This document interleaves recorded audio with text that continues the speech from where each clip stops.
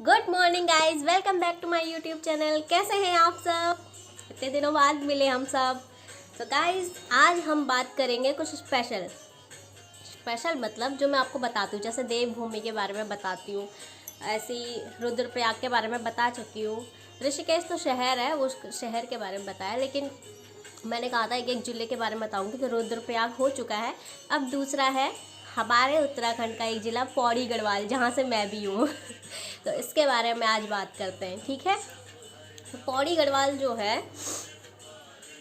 ये 5440 वर्ग किलोमीटर के भौगोलिक दायरे में बसा हुआ है, जिसका मतलब मुख्यालय हेडक्वार्टर पौड़ी में है ना, आपको पता ही होगा।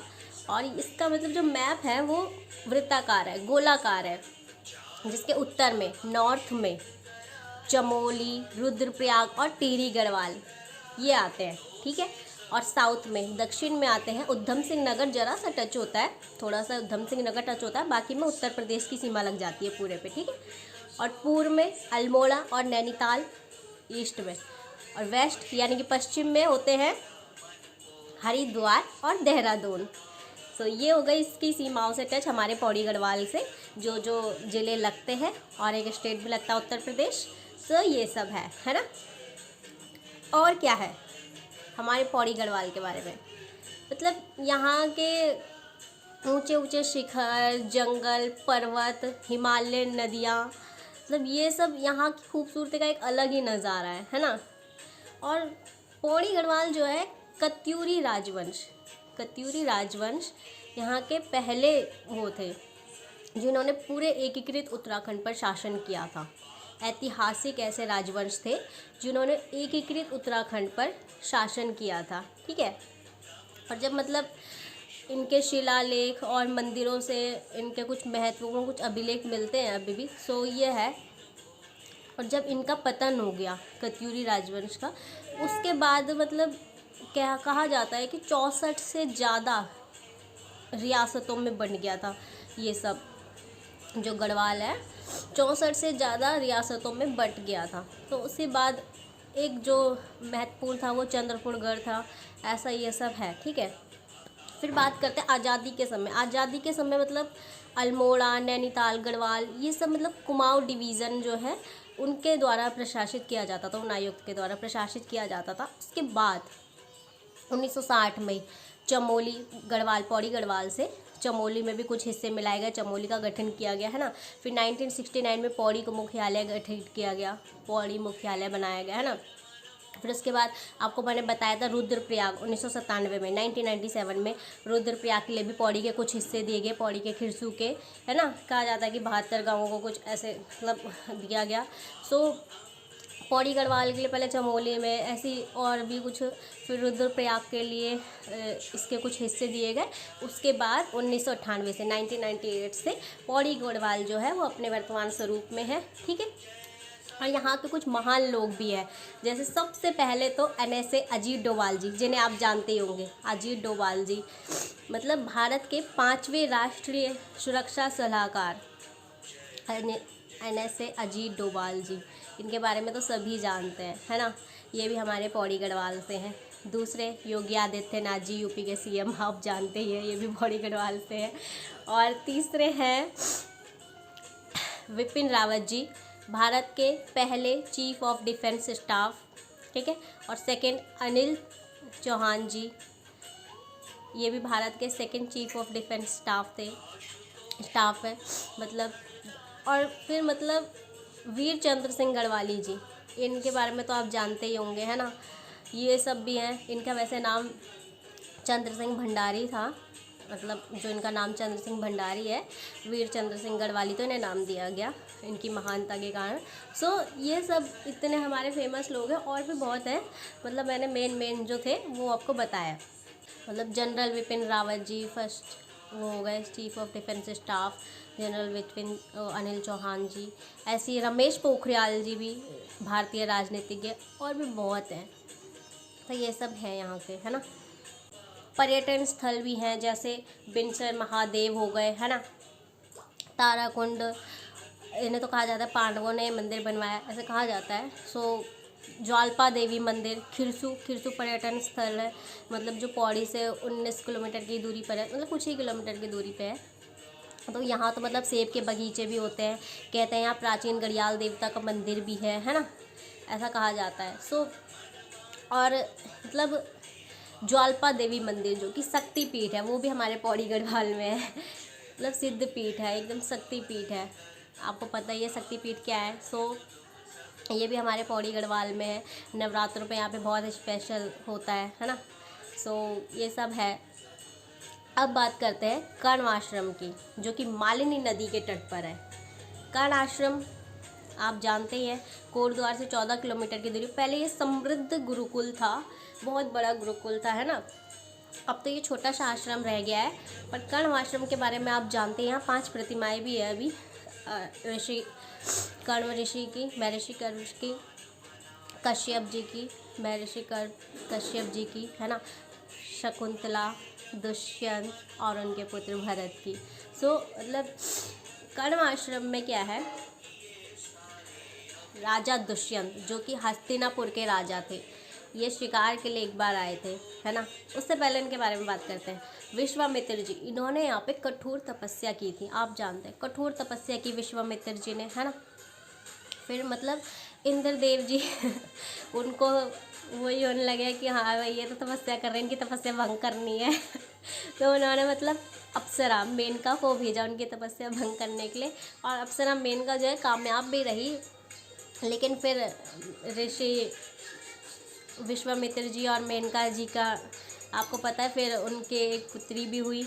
उसी पुत्री का नाम, उनकी बेटी का नाम आगे चलकर शकुंतला के नाम से प्रसिद्ध हुआ। तो शकुंतला उनकी बेटी है, ठीक है।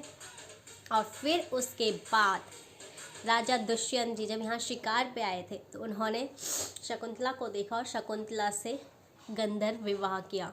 दोनों को मतलब आपस में प्यार हो गया, फिर दोनों ने गंधर्व विवाह किया। उनके प्रेम कहानियों के तो चर्चे अभी भी हैं, आप जानते ही हैं, सब जानते हैं राजा दुष्यंत और शकुंतला के।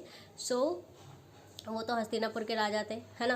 तो इन दोनों में गंधर्व विवाह हुआ। गंधर्व विवाह मतलब जो किसी ने ना देखा हो, सिर्फ प्रकृति ने देखा हो, पशु पक्षी वगैरह पेड़ पौधे हो, ये प्रकृति ने देखा हो, कोई इसका और साक्षी ना हो, ठीक है। तो ये गंधर्व विवाह होता है। तो ये उनके बीच हुआ और फिर उनका एक पुत्र हुआ। तो राजा दुष्यंत तो श्राप के कारण भूल गए थे ना सब कुछ उस वक्त।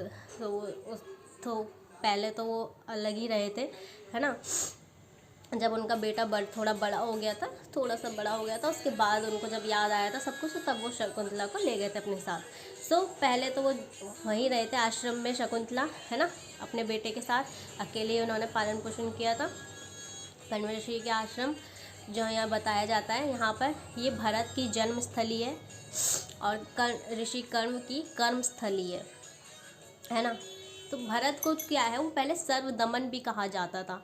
सर्वदमन जो मतलब बचपन में ही शेरों का, मतलब पर्वतीय जो पशु होते हैं, उन्हें अपनी सहजता से हराकर अपनी ओर, मतलब अपने अधीन कर लेना, ये सब था। सर्वदमन, इन्हीं का नाम भरत से ही नाम से आगे चलकर कहा जाता है कि हमारे देश का नाम भारतवर्ष पड़ा। ऐसा कहा जाता है ना।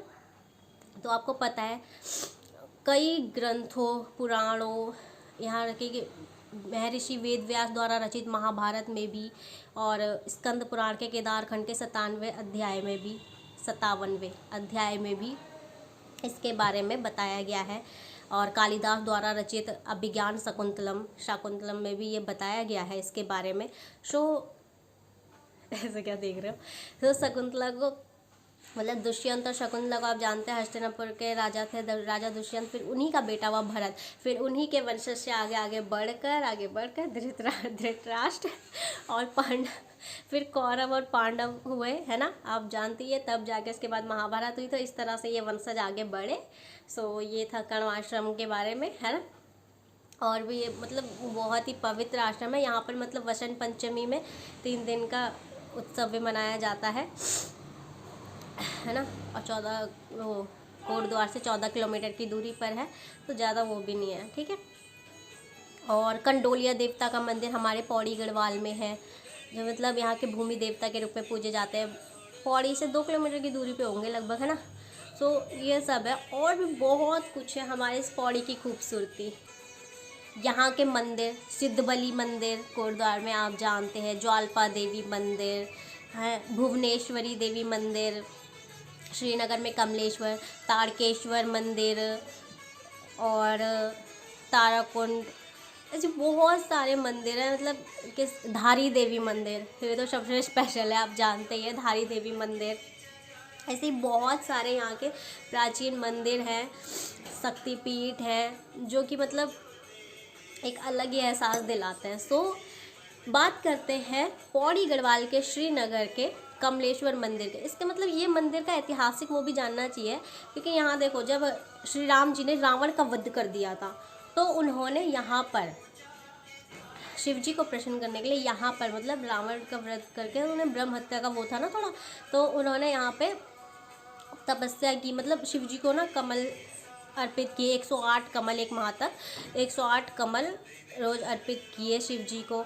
और विष्णु जी ने भी यहाँ, मतलब विष्णु जी ने हो तो श्री राम जी उन्हीं के अवतार थे, तो विष्णु जी ने यहीं पर उन्होंने भी शिव जी को प्रसन्न करने के लिए तपस्या की थी। मतलब उन विष्णु जी को भी यहाँ पर शिव जी ने सुदर्शन चक्र दिया था, ठीक है। तो यहीं पे उन्हें सुदर्शन चक्र की प्राप्ति हुई थी शिव जी से। तो मतलब ये है कि शिव जी और विष्णु जी दोनों की यहाँ पे पूजा की जाती है। मेन शिव जी का ये है यहाँ पे वैंकुट चतुर्दशी, वैंकुट चतुर्दशी। तो कार्तिक शुक्ल पक्ष की चतुर्दशी तिथि को वैंकुट चतुर्दशी पर मनाया जाता है श्रीनगर के कमलेश्वर महादेव मंदिर में।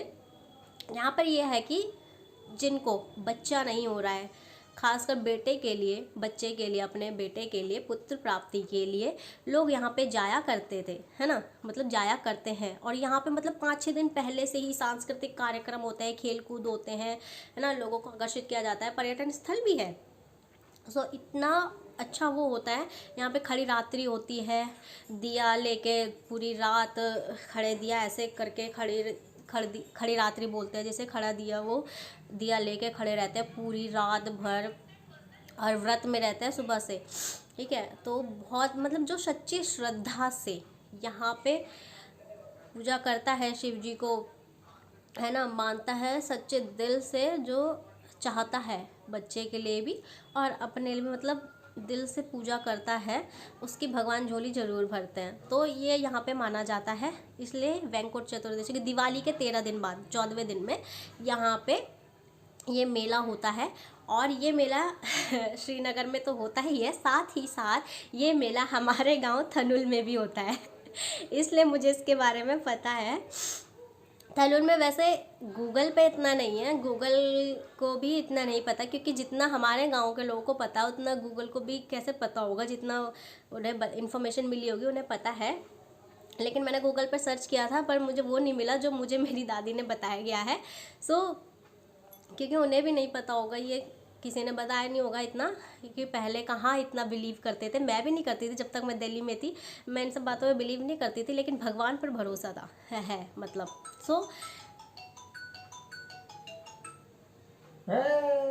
ये बीच में मुझे डिस्टर्ब करते ही करते हैं। सो गाइज, हमारा थानेश्वर महादेव जो कि हमारे थनुल गांव में है, पौड़ी में, है ना। तो यहाँ पर मतलब कहा जाता है कि पहले ऊपर एक दिवसा गांव है, उनके नीचे वहाँ थे ये मंदिर, शिवलिंग, पीपल का पेड़, बरगद का पेड़। तो मतलब वहाँ ना क्या बोलते हैं, मेरी दादी ने बताया मुझे ऐसा कि वहाँ मतलब जानवर वगैरह काट के ऐसे कुछ वो फेंकते थे, वहाँ से ऊपर से पहाड़ से नीचे फेंकते थे, उन्हें क्या पता नीचे क्या है ना। तो ये मतलब अछूत होता था तो वहाँ पे, तो उन्होंने भगवान ने क्या किया, वो मतलब खुद रातों रात, क्योंकि ये सब रात में ही होता है ताकि कोई देखे ना, क्योंकि चमत्कार कोई देख नहीं सकता ना। तो रात में अंधेरे में वो आए हमारे गांव में। तो शिवलिंग और पीपल का पेड़, ये दोनों तो पहुंच गए हमारे गांव में। और सब आपको पता ही कहाँ है, हमारे घर के ठीक नीचे हमारे ही घर के नीचे के उस पे है, मतलब हमारे घर की ठीक नीचे की लाइन पे है। तो इसलिए मैं बहुत खुश होती हूँ कि ये हमारे ही घर के ठीक नीचे पे है, इसी लाइन पे ये मंदिर आया, मतलब खुद शिवलिंग आए हैं, ये शिवलिंग खुद चलकर हमारे यहाँ पे आए हैं, ठीक है, रातों रात। और पीपल का पेड़ भी आया है। बरगद का पेड़ कहा जाता है कि सुबह 4 बज गए थे तो उजाला हो गया था, तो बरगद का पेड़ उधर हमारे सामने पे जो पहाड़ है वहाँ माध्यो गांव है एक, माध्यो सैण, वहाँ पर रह गया वो बरगद का पेड़, तो उस गांव का नाम माध्यो सैण पड़ा। ठीक है, तो वहाँ पर वो बरगद का पेड़ रह गया और पीपल का पेड़ और शिवलिंग हमारे यहाँ पहुँच गए। तो मेरी दादी कहती है पहले तो जैसे किसी के गाय वगैरह या कुछ किसी के खेत में चले गए है ना, पुंगड़ों में चले गए, तो ये महादेव जो है उस वक्त मतलब आवाज़ लगाते थे, धै लगाते थे कि वो मतलब ये उजाड़ चला गया, ये यहाँ चला गया है ना। सो मतलब पहले बताते थे, पहले बहुत ही पवित्र था। अब तो क्या होता है ना, कई लोग जाते हैं कुछ ना कुछ अपवित्र हो ही जाता है। सो अब इतना पवित्रता कहाँ होती है, कुछ ना कुछ अपवित्र हो ही जाता है। अब किसी को मासिक धर्म चल रहा हो, कुछ भी हो रहा हो, वहाँ पे ऐसे ही चले जाते हैं कुछ भी, मतलब शिवलिंग में तो ऐसे नहीं जाना चाहिए है ना, मेरा मानना यही है। माता रानी के उसमें आप कर लो, लेकिन शिवलिंग के उसमें ऐसे नहीं जाना चाहिए। सो ये सब थोड़ा बहुत अपवित्र हो जाता है, लेकिन पहले एकदम वो पूरा पवित्रता से था, अभी भी पवित्र है। तो मतलब इतना वो था कि खुद ही बता देते थे चमत्कार। और ये मतलब ये चीज़ आके किसी ने हमारे गांव के मतलब किसी के सपने में आके उन्हें बताया भगवान जी ने, है ना, जो अच्छे इंसान रहेंगे तो उनके सपने में आके उन्हें दर्शन तक के उन्हें बताया। तो फिर उन्होंने वहाँ पे देखा तो सच में शिवलिंग और वो है पीपल का पेड़ और बरगद का पेड़ वहीं रह गया माध्यो सैण में, वो गांव हमारे सामने पे है, पहाड़ सामने वाले पहाड़ में। तो वहाँ पे हमारा ये मंदिर बना है महादेव, थानेश्वर महादेव मंदिर, इस पे तो गाना भी है ना थानेश्वर महादेव की कहा जाता है कि आदि गुरु शंकराचार्य द्वारा इनकी नींव रखी गई, मतलब ऐसा कहा जाता है। सो ये हमारा यहाँ पर भी जैसे श्रीनगर के कमलेश्वर महादेव में होती है, यहाँ पर भी दिवाली के 13 दिन बाद बैंकुट चतुर्दशी का मेला लगता है हर साल। और मतलब लोग ना जिनके बच्चे नहीं हो रहे हो वो यहाँ पर खड़ी रात्रि करते हैं, पूरी रात भर दिया लेके ऐसे खड़े रहते हैं। इस साल मैं जा नहीं सकती गाइस, मैं अगर जाती ना तो आपको, मेरा बहुत मन था मैं आपको ज़रूर दिखाती, लेकिन अभी मेरे ससुर जी की बरसी नहीं हुई है तो हम ऐसे में जा नहीं सकते लिंग के पास। सो और फिर हम 2-2 बार तो गांव जा नहीं सकते ना, ये तो नवंबर में और वो दिसंबर में, अगर थोड़ा आसपास भी होता तो भी चले जाते। सो इतना वो होता है यहाँ पे, बहुत ही अच्छा मेला होता है, कौथिग बोलते हैं। और शिव जी के लिए मतलब उस मंदिर में जाके तो मतलब मुझे इतना अच्छा लगता है, मन को शांति मिलती है। मतलब मेरा मन दुखी हो ना तो मैं वहाँ पे शिव जी के पास जाके बैठ जाती हूँ। और मेरे साथ तो शादी से पहले ये हो चुका है, मतलब शिव जी के कुछ चमत्कार मेरे साथ हुए हैं कि उन्होंने मतलब जैसे मैं चाहती थी मुझे खुद वैसे आशीर्वाद मिला है उनसे, वो भी जैसे मैंने चाहा हर बार। शादी से पहले शादी के बाद तो अभी तक नहीं हुआ ऐसा, शादी के बाद मैंने किया भी नहीं ऐसा कुछ, तो शादी से पहले मुझे उनके मंदिर में आशीर्वाद मिला है वैसे ही जैसे मैं चाहती थी। और उनके जो फूल मिले हैं मुझे वो भी मैंने आशीर्वाद के रूप में आज भी संभाल के रखे हैं। तो उनको तो मैं बहुत मानती हूँ, बहुत ज़्यादा। सो यहाँ पे ये बैंकुट चतुर्दशी का मेला होता है जो हमारे ही घर के सीधा नीचे है। रोज़ शाम को 6 बजे के बाद यहाँ पे भजन बजते हैं, है ना, एक अलग ही वो होता है। और सुबह भी ऐसी होता है। सो ये सब है, ठीक है। और अब बात करते हैं भुवनेश्वरी देवी, जो सांगड़ा देवी मंदिर है, भुवनेश्वरी देवी, है ना। सो ये है बिलखेत के पास, सतपुली से पहले इधर हमारी साइड को मतलब बिलखेत के पास, है ना। सो यहाँ पर भी भुवनेश्वरी देवी, जिनको मतलब ये भी कहते हैं कि नमक के ढेर में आई थी, नमक का जो एक कट्टा लेके आ रहे थे लोग, तो वो मतलब भारी भारी सा लगने लगा लोगों को, फिर उन्होंने वहीं पे छोड़ दिया डर के मारे ऐसे करके। फिर किसी के सपने में आए कि उसमें देवी है, वो है, तो उन्होंने वहाँ पे उनका मंदिर बनवाया। फिर ये यहाँ पे मतलब यहाँ पे भी खूब मतलब हमारे मेरे जो ननिहाल है पंचाली, वहाँ के लोग नवरात्रों में यहाँ खूब एक अलग ही रौनक होती है यहाँ की। तो ये भुवनेश्वरी देवी है, इन्हें पूजा जाता है। यहाँ का गिंदी मेला भी लगता है जो कि जनवरी में लगता है 14 तारीख को संक्रांत के टाइम पे, ठीक है। तो और 14 तारीख को संक्रांत के टाइम पे हमारा जो मेन मार्केट है घंडियाल, वहाँ पर भी राजेश्वरी देवी मंदिर, जहाँ पे मतलब द्यूल गुरुड़ और धारी इन गाँवों से मतलब झंडे लाए जाते हैं। पहले तो घुमाए भी जाते थे, अब तो बड़ा मंदिर बन गया, सो अब वहाँ पे चढ़ाए जाते हैं, है ना, झंडे चढ़ाए जाते हैं और खूब अच्छे से मेला लगता है, कॉथी लगती है, तो ये सब होता है। ऐसे ही पूरे पौड़ी गढ़वाल में कई जगह अलग अलग मंदिर है, ऐसे ही मतलब कौथिग लगती है, मेले लगते हैं, खैरलिंग मेले, है ना, खैरलिंग कौथिग जून के महीने में आपने सुना ही होगा। सो इतना सब कुछ हमारे ये पौड़ी गढ़वाल में होता है, इसका एक अलग ही वो है। सो गाइस, देखा आपने, ये सब हमारे पौड़ी गढ़वाल में है और मतलब बहुत सारी चीज़ें हैं यहाँ पे, बहुत सारे मंदिर है, पर्यटन स्थल है यहाँ पे, इतने सारे कौथिग होते हैं, मतलब मेले होते हैं, गिंदी कौथिग और भी कई चीज़ें होती हैं, है ना, वीरचंद्र सिंह गढ़वाली उनका वो भी होता है। सो मतलब इतना कुछ होता है अलग अलग। सो ये परेशान करते रहते हैं। सो मतलब एक अलग ही रौनक है यहाँ के पहाड़ वगैरह, इतना सब कुछ, यहाँ की सुंदरता। और थोड़ा बहुत आपको मैं मतलब हमारे घर से जो पापा जंगल गए थे गाय चराने, तो मैं दिखाती हूँ, पापा ने वो मेरे को भेजा है एक वीडियो, सो मैं वो भी इसमें डाल लेती हूँ। सॉन्ग नहीं डाल सकती उसमें क्योंकि कॉपीराइट का इशू आ जाता है। तो ये सब है हमारे पौड़ी गढ़वाल के बारे में। कैसा लगा आपको हमारा पौड़ी गढ़वाल, और इतना अच्छा और इतना खास हमारा पौड़ी गढ़वाल कैसा लगा आपको, बताइएगा ज़रूर। मिलते हैं फिर कल या फिर नए टॉपिक के साथ, ठीक है गाइस, चलिए ठीक है, बाय बाय, टाटा।